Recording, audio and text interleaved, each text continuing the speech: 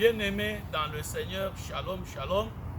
C'est encore votre frère, le révérend pasteur Jean-Pierre Chileo Kabouya, dans cette émission Une vie chrétienne de qualité. Aujourd'hui, ici aux États-Unis, c'est une journée qu'on appelle les jours de Memorial Day. Si vous circulez partout ici, vous allez voir, on a planté les drapeaux et les drapelets. Et ceux qui avaient servi dans l'armée, même les pasteurs, aujourd'hui, ils étaient dans leur tenue militaire. C'est un jour ici aux États-Unis où on se souvient, où on honore tous ceux qui ont servi dans les différents corps de l'armée américaine. Il s'agit des gens qui sont allés à la guerre, d'autres sont même morts, ils ont donné leur vie. Il y en a qui sont allés à la guerre, qui sont revenus, d'autres qui sont allés à la guerre comme techniciens, mécaniciens, pilotes, médecins, d'autres qui ne sont même pas allés à la guerre, mais qui se sont occupés de l'administration. Toutes ces personnes ont été honorées aujourd'hui ici aux États-Unis. C'est leur jour, les jours de Memorial Day, les jours où on se souvient de ce qu'ils ont fait pour ce pays afin de maintenir ce pays dans la liberté et dans la place où ce pays occupe dans le monde. Dieu notre Père érige aussi des monuments, des souvenirs et des rappels pour ses enfants. C'est ce que nous allons voir aujourd'hui. Notre message aura pour thème mémorial de la fidélité, monument de la fidélité. Nous allons le voir à partir de la parole de Dieu. Mais avant que nous ne puissions avancer, inclinons-nous dans la prière. Yahweh, notre Dieu et Père, nous voici devant toi. Nous sommes là comme les disciples au pied du Christ. Nous sommes là pour élever ton grand nom. Ta majesté dépasse les cieux. Ta bonté dépasse la profondeur des océans. Nul Dieu, nul n'est comme toi, notre Dieu. Tu es le sujet de nos louanges. Tu es notre bouclier et notre protection. Nous t'élèvons et nous te célébrons dans le puissant et merveilleux nom de Jésus-Christ. Nous te supplions, Père, ouvre nos cœurs et nos oreilles pour entendre ta voix et mettre ta parole en pratique.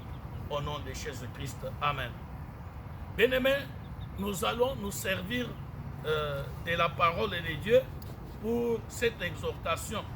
La parole de Dieu sera extraite de l'évangile selon Marc, chapitre 14, le 9e verset seulement. Je vais lire pour vous et pour moi-même au nom de Jésus-Christ. Je vous l'ai dit en vérité, partout où la bonne nouvelle sera prêchée, dans le monde entier, on racontera aussi en mémoire de cette femme ce qu'elle a fait. Marc 14, 9. Bien-aimés, il nous arrive souvent de penser que l'expression de notre attachement envers Dieu, l'expression de notre amour envers Jésus-Christ est toute petite et insignifiante à nos yeux, même aux yeux des autres. Les autres ne peuvent même pas les remarquer. Mais aux yeux de Dieu, notre attachement à Jésus-Christ, notre expression d'amour envers Jésus-Christ ont plus de valeur et plus de signification. Notre amour et notre attachement à Jésus-Christ peut même créer des souvenirs entre les mains de Dieu, des monuments dans les cieux dont Dieu va se servir pour instruire et pour bénir les générations futures. Cette femme dont nous venons de lire l'histoire dans l'évangile, cette femme avait accompli un acte de profond amour pour Jésus-Christ en versant le parfum de grande valeur à ses pieds. En versant ce parfum de grande valeur, cette femme ne voulait pas impressionner les disciples, ni attirer l'attention du public, ni non plus chercher à obtenir des éloges, des louanges de notre Seigneur et Sauveur Jésus-Christ. Non, cette femme cherchait tout simplement à exprimer, à manifester son amour pour Jésus-Christ. C'est pourquoi il a versé ce parfum de grande valeur au pied de notre Seigneur Jésus-Christ. En regardant l'acte que la femme a posé par rapport à ce que nous connaissons de la vie chrétienne et de l'importance que nous faisons dans les ministères au sein de la vie chrétienne, nous pouvons dire que cette femme n'avait fait rien de spectaculaire. Elle n'avait prêché aucun sermon. Elle n'avait converti aucune personne. Elle n'avait performé aucun miracle. Elle n'avait délivré personne. Elle n'avait chassé aucun démon. Mais aux yeux de Jésus-Christ, l'acte que la femme a posé, a suscité un sentiment de reconnaissance, un sentiment de joie dans le cœur de notre Seigneur Jésus-Christ. Le Seigneur a constaté la fidélité, la loyauté, l'amour, la dévotion de cette femme envers lui. Et il a décidé qu'elle était digne d'un mémorial, digne d'une souvenance, digne qu'on se rappelle d'elle dans toute l'histoire de la foi chrétienne. Jésus a trouvé que l'acte que la femme avait fait méritait qu'on se souvienne d'elle.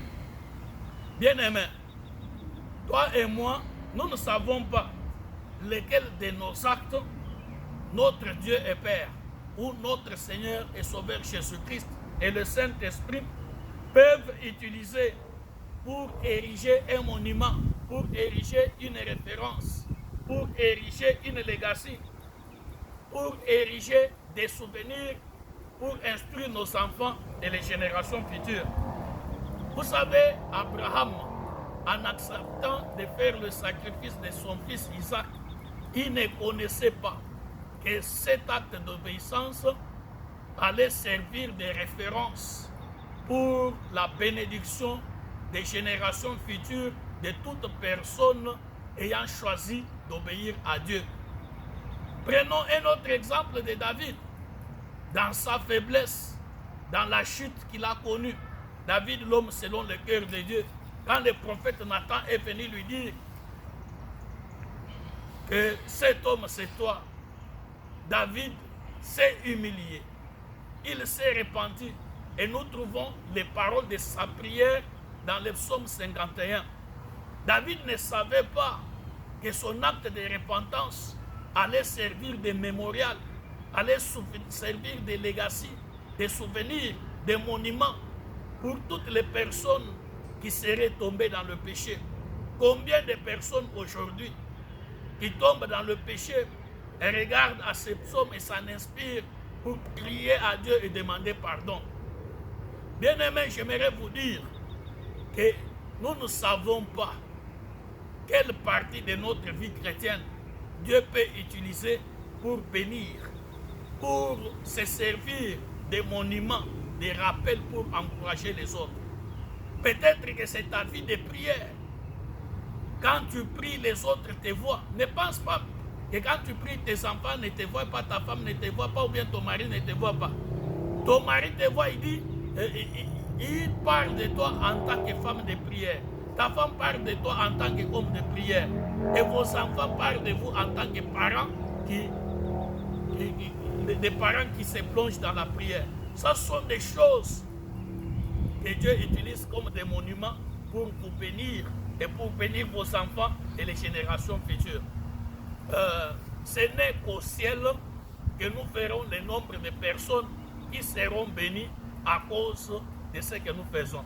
Il ne faut pas penser que ce que tu fais est insignifiant et qu'en le faisant, tu n'as pas de valeur. Non, tu as de la valeur aux yeux de Dieu.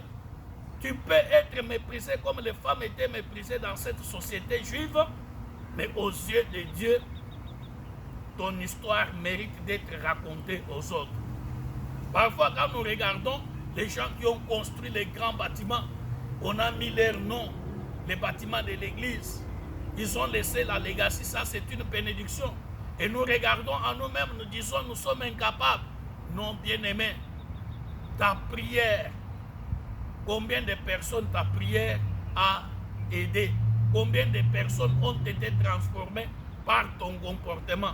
Tout ça, ce sont des monuments, des mémorials que Dieu garde dans ses mains au ciel pour les générations futures. Que Dieu bénisse sa parole et que surtout nous ne puissions pas nous décourager à vivre quotidiennement une vie de dévotion, une vie d'amour envers Jésus-Christ. Amen.